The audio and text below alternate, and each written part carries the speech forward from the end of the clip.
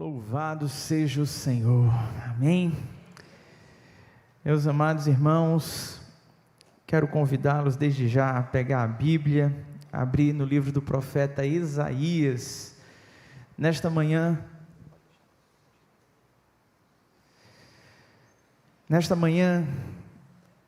quero falar com a igreja sobre santidade. O profeta Isaías tem uma experiência muito especial com o Senhor, que é um divisor de águas ao longo da sua jornada, e a gente vai poder entender melhor esse cenário vivenciado por ele no capítulo 6. Você pode ficar o sermão inteiro com a Bíblia aberta nesse texto. Sabe, santidade é aquilo que o Senhor opera em nossas vidas. Você não vai alcançar em nenhum momento da sua jornada santidade, santificação, por mérito próprio, por esforço próprio, pois não tem a ver simplesmente com uma conduta moral, conseguir um conjunto de regras, não tem a ver com o teu poder de resistir àquilo que é mal, mas sim em estar consagrado ao Senhor, dedicado ao Senhor. E se tem algo que todos nós precisaremos passar, é pelo processo de santificação. Você foi salvo por Cristo Jesus, não para permanecer do jeito que está. Todos nós fomos salvos para podermos viver em novidade de vida, sendo transformados à medida que caminhamos com Ele, naquilo que Ele é. Santidade é um mandamento do Senhor. Sede santos, porque eu sou santo. A busca de todo cristão precisa ser pela santidade. Isaías, no capítulo 6, no versículo 1, diz assim: no ano em que o rei Uzias morreu, eu vi o Senhor assentado num trono alto e exaltado, e a aba de suas vestes enchiam o templo.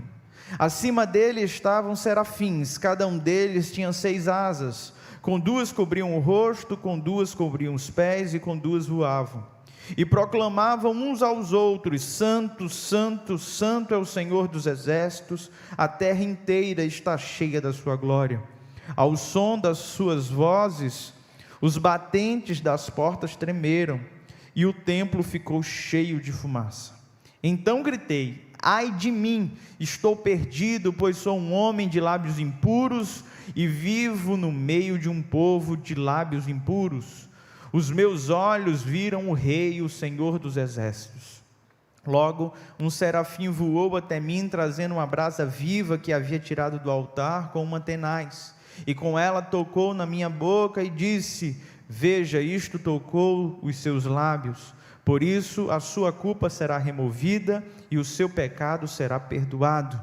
Então ouvi a voz do Senhor conclamando: quem enviarei? Quem irá por nós? E eu respondi: eis-me aqui, envia-me a mim. Pai bondoso e querido, aplica a tua santa palavra ao nosso coração, Deus, em nome de Jesus que te oramos, amém. Meus amados irmãos, esse texto nos fala de um momento de mudança na vida do profeta Isaías.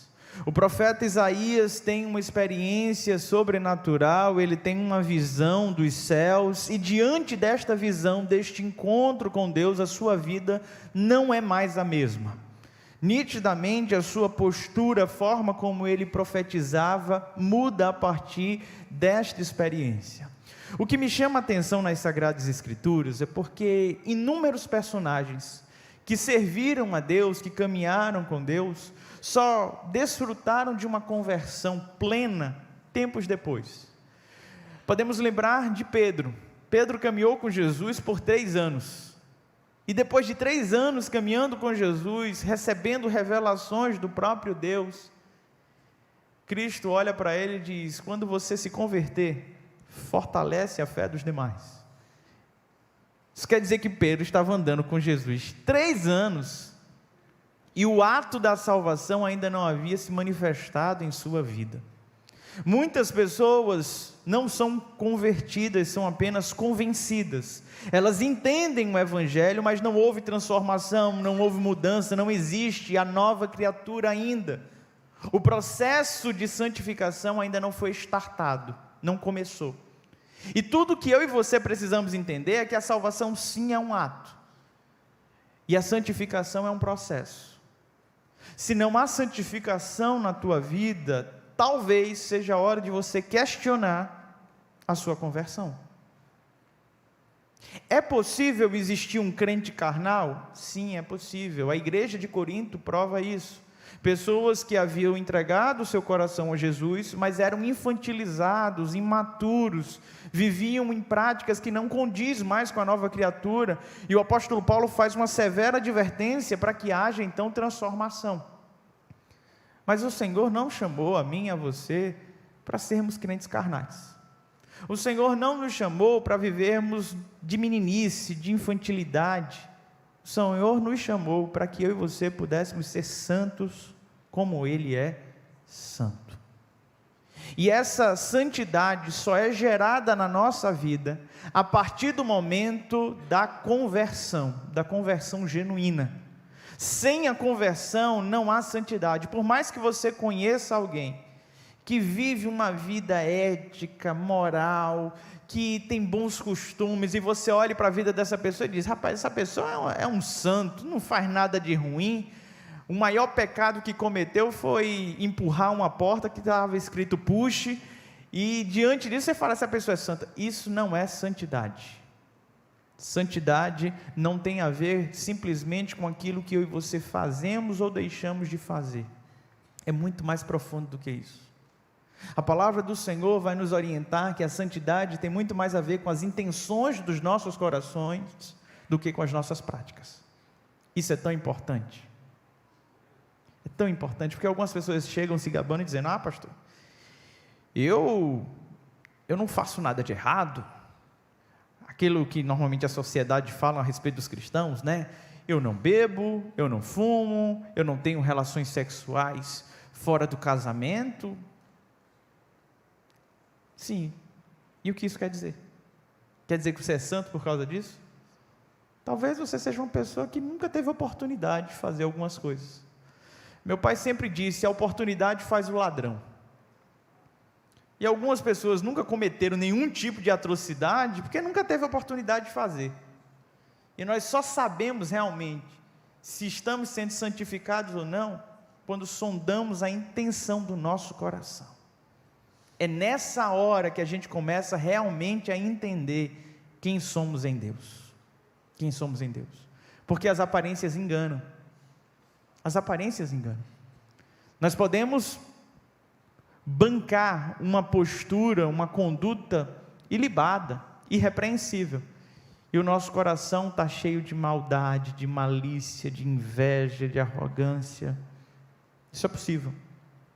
Por isso que a santidade tem a ver com uma conversão, com uma mudança drástica de vida, com uma transformação genuína. E o profeta Isaías vive esse cenário.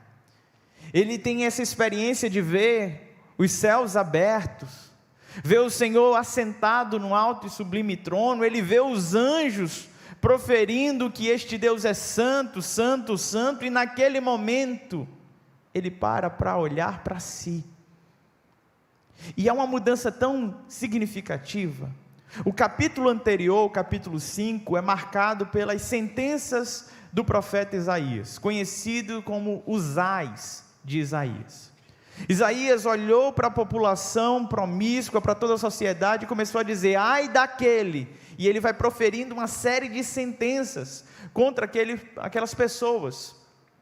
A sentença é extensa, são muitos os ais, mas quando ele tem um encontro com Deus, ele para de dizer ai daqueles e fala ai de mim.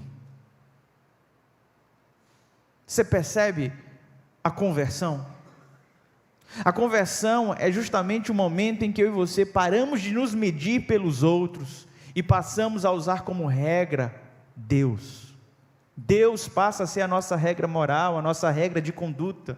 E uma coisa que me irrita no ambiente de igreja: Todas as vezes que alguém cai num pecado, ou as vezes que alguém vem para confessar um pecado, é normalmente elas tentarem falar a respeito do pecado de outros. Eu fiz isso, mas também, não tem mais também. Pouco importa o que o outro está fazendo. Eu convivo pregando para adolescentes, e o adolescente busca referências, e a gente precisa ser referência para esses meninos, mas se tem algo que prejudica a jornada deles, são as más influências, as más referências. Infelizmente, muitas vezes elas estão dentro da igreja, muitas vezes elas fazem parte da minha liderança, muitas vezes ela faz parte do convívio familiar deles. A gente não tem como blindar, mas a gente tem como ensinar desde cedo, que a referência é Jesus, e que se nós estivermos sempre olhando para Jesus, nunca estaremos perdidos nessa jornada. Mas todas as vezes que nós colocamos o homem como ideal, como padrão, mais cedo ou mais tarde a gente vai cair. O Senhor Jesus, falando a respeito dos pequeninos, das crianças, ou daqueles que estão iniciando a jornada, Ele chegou a dizer que era inevitável os tropeços, mas ai daqueles que fazem com que qualquer um destes pequeninos tropecem. A santidade precisa ser gerada em nossa vida para que eu e você não sejamos pedras de tropeço na vida do outro. Santidade é um processo que acontece na nossa vida, que nós ficamos cada vez mais parecidos, ao ponto de falarmos como o apóstolo Paulo: sejam meus imitadores como eu sou de Cristo. Você teria coragem de dizer um negócio desse? Você teria coragem de olhar para a sua história e dizer: quer saber, a partir de hoje, olha para mim, me segue porque eu estou seguindo o Mestre? O que é que nos falta? Ousadia ou noção? Gente querida, o profeta Isaías, a partir do momento que se depara com um Deus Santo, ele olha para ele mesmo e começa a entender quem ele é. E a santidade é isso, é nos depararmos com um ser perfeito. Deus tem inúmeros atributos. Alguns atributos ele guardou para ele, chamamos de atributos incomunicáveis de Deus. Outros ele partilhou, chamamos de atributos comunicáveis de Deus. O amor, a misericórdia, a bondade. Todos nós temos um vislumbre disso e podemos ser aperfeiçoados nestas coisas. Mas se tem algo que Deus partilhou conosco, e nós só conseguimos exercer quando estamos intimamente ligados com Ele, é a santidade. A santidade é a marca de Deus, a assinatura de Deus na sua criação redimida, a sua criação que está sendo renovada, restaurada. O profeta Isaías grita diante dessa experiência, entendendo que ele estava à beira da morte, por contemplar um Deus Santo. Isso nos fala de um temor que se perdeu nos nossos dias. Há uma canção que diz: o sagrado se tornou hilário. Nós estamos banalizando aquilo que é sagrado. Muitas vezes nós estamos brincando com o próprio Deus. Perdemos o temor do Senhor, perdemos a reverência, não entendemos mais a santidade de Deus. No Antigo Testamento, por vezes, quando Deus se manifestava, o povo fugia de medo e dizia: não, vai outro no nosso lugar. Moisés, sobe tu no monte, porque Deus vai matar a gente. Sabe o que era isso? Convicção de quem eram e convicção de quem é Deus. A gente está perdendo isso nos nossos dias.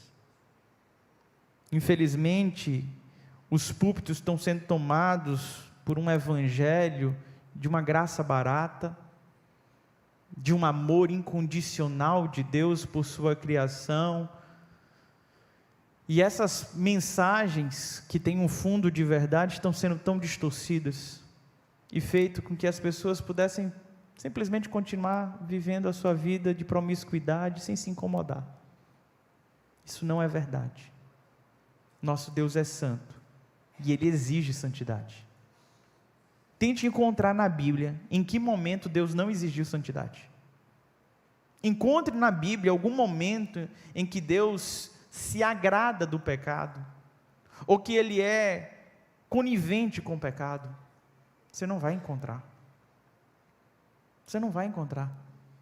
A gente precisa parar de dar ouvidos a esse tipo de discurso barato, que faz com que a gente se sinta de alguma maneira mais tranquilos com relação à ira vindoura, e precisamos corrigir as nossas ações.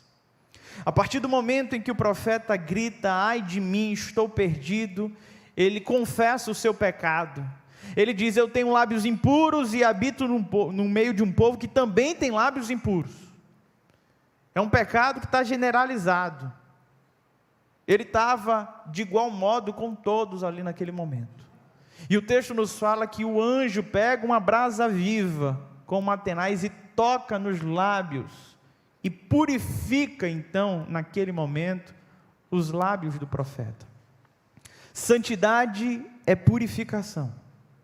Quando nós lemos no Antigo Testamento o conceito de santidade, ele ia além de você seguir as regras morais, e além de você seguir os 10 mandamentos. Não bastava você guardar dias sagrados, você não mentir, não roubar, não adulterar. Sabe o que era exigido? As leis cerimoniais. Quer ser santo, seja limpo. Tinha a ver com banhos, tinha a ver com restrição alimentar, tinha a ver com uma série de coisas. E hoje nós sabemos que todas elas ficaram na antiga aliança, não faz mais parte dos nossos dias. Ninguém aqui precisa seguir nenhuma lei cerimonial, mas o princípio continua sendo o mesmo. Precisamos ter uma vida limpa, precisamos ter uma vida pura diante do Senhor. Não deve existir no nosso coração nenhuma maldade, nenhuma maledicência. E a gente só vai conseguir isso se todos os dias estivermos atentos à nossa postura. Se tivermos todos os dias colocando o nosso coração diante do Senhor e pedindo: Senhor, me purifica, me santifica. O texto nos fala que ele pega uma brasa viva e queima os lábios do profeta. A partir desta ação, ele agora tem os seus lábios limpos. Sabe, talvez tudo que nós precisemos que o Senhor faça por nós hoje, seja queimar tudo aquilo que não agrada a Ele. Sabe, da mesma forma que o ouro precisa passar por altas temperaturas para se tornar puro, tirando todo o material que não é tão nobre dele, eu e você precisamos passar por isso. Precisamos passar por pressões, por altas temperaturas, para sermos então purificados pelo Senhor. Essa mesma expressão de purificar estava agora fazendo com que o profeta fosse diferenciado dos demais. Ele disse: eu tenho lábios impuros e habito no meio de um povo que tem lábios impuros. E a partir daquele momento, o anjo está ali tocando em seus lábios e dizendo: não mais, agora você é diferente. Agora você foi perdoado, você foi purificado. Agora você está vivendo uma nova fase.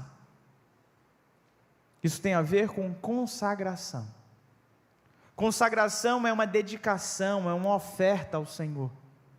É o uso exclusivo do Senhor. É diferente dos demais. Algo que foi consagrado a Deus, esse algo tem uma nova importância, um novo significado, uma nova utilidade e, acima de tudo, uma exclusividade. Sabe quando eu e você nos tornamos santos? Quando eu e você entendemos que somos exclusivos do Senhor. Nós pertencemos a Ele, somos a habitação do Seu Santo Espírito. Esta carne que habitamos, que vivemos, pertence ao Senhor. E o apóstolo Paulo compreende isso de uma maneira tão clara, que quando ele escreve a carta aos Coríntios, lá no capítulo 6, ele fala: você teria coragem de pegar os membros de Cristo e oferecê-los a uma prostituta? Olha a comparação que o apóstolo Paulo está fazendo. Pois todas as vezes que nós nos prostituímos, nos entregamos, nós não estamos entregando apenas a nossa carne, mas nós estamos entregando uma vida que não pertence a nós mesmos, mas ao Senhor. O texto avança e fala que o Espírito Santo que habita em nós tem ciúme. E o convite do apóstolo Paulo, no último verso do capítulo 6, é que eu e você possamos glorificar a Deus com os nossos corpos. Nós somos exclusivos do Senhor. Exclusivos. Isso é santidade. Isso é consagração. E o que me chama a atenção nos nossos dias, qual é a diferença que existe entre um cristão e um não cristão? Qual é a diferença? A sociedade do tempo de Malaquias estava numa crise tão grande que eles também não conseguiam ver diferença nenhuma. Que o profeta Malaquias declarou: mas vai chegar um tempo em que vocês verão novamente a diferença entre o justo e o injusto. E eu anseio esse dia. Eu anseio esse dia. Eu e você precisamos brilhar no meio de uma geração corrompida e perversa. Precisamos ser luz, precisamos ser diferentes. O texto do Sermão do Monte, Jesus fala sobre sermos sal e luz. Isso tem se perdido. Cada vez mais nós queremos ser iguais. E o Senhor te chamou para ser diferente. Na verdade, o Senhor te chamou para promover diferença. Foi para isso que Ele nos chamou. Santidade é separação. No Antigo Testamento, quando você queria conservar uma carne, e aquela carne começava a apodrecer, você pegava e cortava, jogava fora a parte podre e preservava a parte boa. Este corte era kadosh, santidade. A palavra santidade é justamente quando o Senhor faz essa cisão, tirando tudo aquilo que não presta do nosso coração, separando aquilo que é terrível dele mesmo. O Senhor te chamou para viver essa santidade. Só que essa santidade, que começa no ato da conversão, que é fruto de uma purificação e de uma consagração ao Senhor, não termina aqui. Nós somos salvos, santificados para o serviço, para sermos usados por Deus. Você não é um utensílio decorativo do Senhor. Você não pertence a Deus como um objeto que decora. Você precisa ser útil nas mãos dEle. E não importa a idade que você tenha, o talento que você tenha, a habilidade, você foi chamado para o serviço. E quando a gente fala de serviço, normalmente as pessoas atribuem o servir a estar na igreja, a servir na igreja, a servir no ministério. É importante servir na igreja, mas você foi chamado para muito mais do que isso. Para muito, muito mais do que isso. Quando o profeta vive essa experiência com o Senhor, a partir desse momento que ele é convertido, purificado, consagrado, ele ouve a voz dos céus dizendo: quem enviarei? Quem há de ir por nós? E a resposta dele é: eis-me aqui, Senhor, usa-me a mim. Você não foi salvo e não está sendo santificado para esquentar um banco de igreja. Não foi. Você foi comissionado pelo próprio Deus, convocado pelo próprio Deus, para ser bênção, para ser luz. Os lábios do profeta foram queimados para que agora a boca dele pudesse ser a boca do Senhor. E hoje, o Senhor está aqui mais uma vez para te santificar, para te purificar, para que você seja usado como instrumento para a glória dele. E muitas vezes a gente quer mistificar o serviço. Ou pensamos que o serviço só tem a ver com esse ambiente litúrgico. Você é instrumento do Senhor quando você não paga mal por mal. Você é instrumento do Senhor quando as pessoas estão te perseguindo e você continua orando por elas. Quando você serve aqueles que não gostam de você.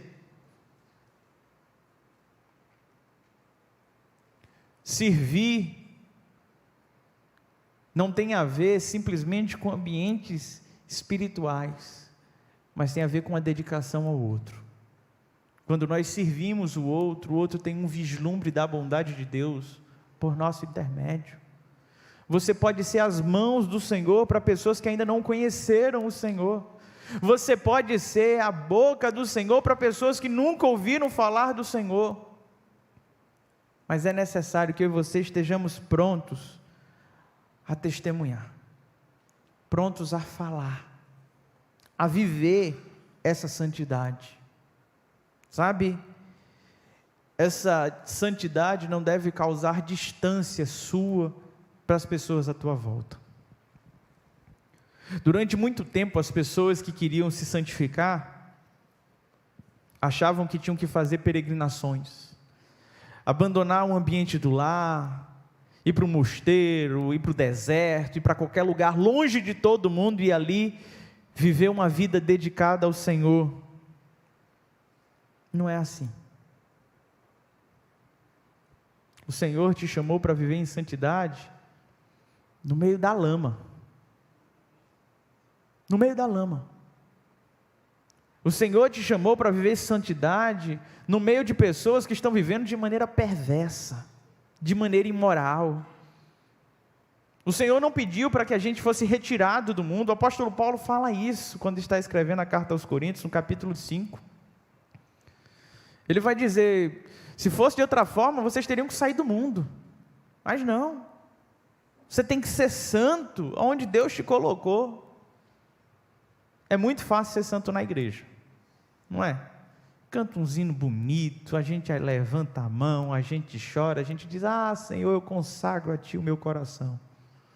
Aí quando chega no ambiente de trabalho, a gente paga uma propina aqui, a gente aceita um suborno ali,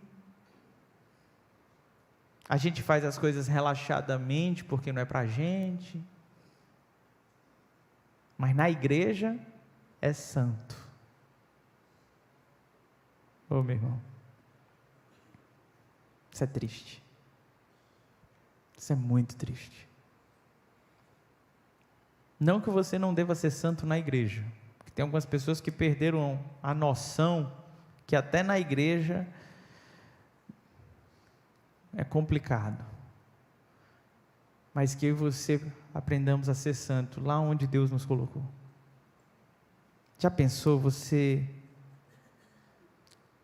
sendo santo na tua casa? Já pensou você tendo uma linguagem santa para falar com a sua esposa e com seus filhos? Já pensou que transformação Deus pode fazer a partir deste momento em que você realmente entende a jornada de um cristão? Precisamos de santidade. Precisamos muito de santidade. O autor, a carta aos Hebreus, diz que sem santidade ninguém verá a Deus. Ninguém verá a Deus. Só podemos ter esse encontro com o Senhor a partir do momento que somos santificados. Eu não sei em qual desses estágios você se encontra. Talvez você esteja hoje aqui precisando de conversão.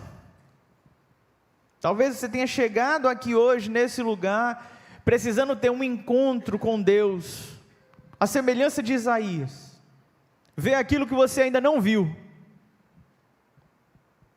Talvez você tenha chegado aqui neste lugar e tenha dito: pastor, eu sei que eu mudei de vida, eu sei que eu me converti, mas a impureza tem tomado conta do meu coração, e talvez tudo que você precise hoje é que o anjo do Senhor venha com a brasa viva e purifique você. Talvez você esteja vivendo de uma maneira pura, inocente diante do Senhor, mas ainda não é separado, consagrado, entregue a Ele. Ou talvez você simplesmente ainda não tenha entendido o seu chamado, ainda não disse: eis-me aqui. Quer você esteja aqui hoje dizendo: ai de mim, ou esteja dizendo: eis-me aqui, o Senhor quer te levar para um nível maior de experiência, de intimidade com Ele. Feche teus olhos, curva tua cabeça.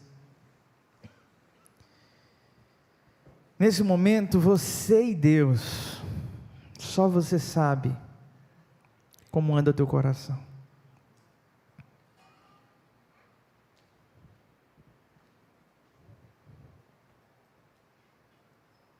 Abre teu coração plenamente para Ele. Confessa teus pecados. Confessa as tuas faltas, as tuas negligências. E se apresenta diante deste Deus Santo, como alguém que quer realmente viver como Ele.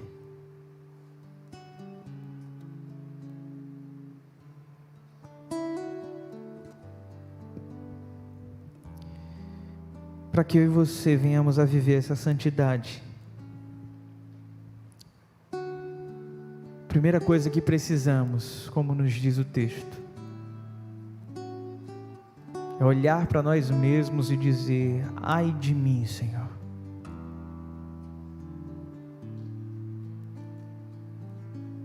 A partir do momento em que você olhar para você e dizer: ai de mim,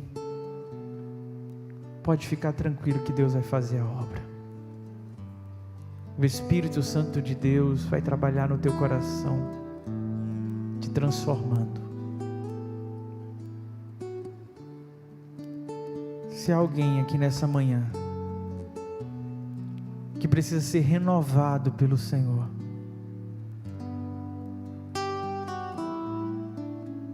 se há alguém aqui nessa manhã que já não quer mais ser igual,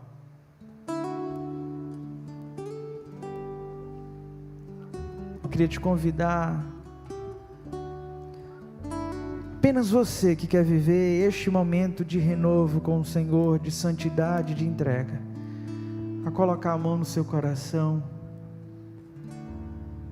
E eu quero orar. Eu quero que você repita comigo uma oração de entrega. Senhor Jesus, ai de mim, que sou pecador, mas graças a Ti, recebo o perdão dos meus pecados. Vem com Teu Santo Espírito e santifica o meu coração.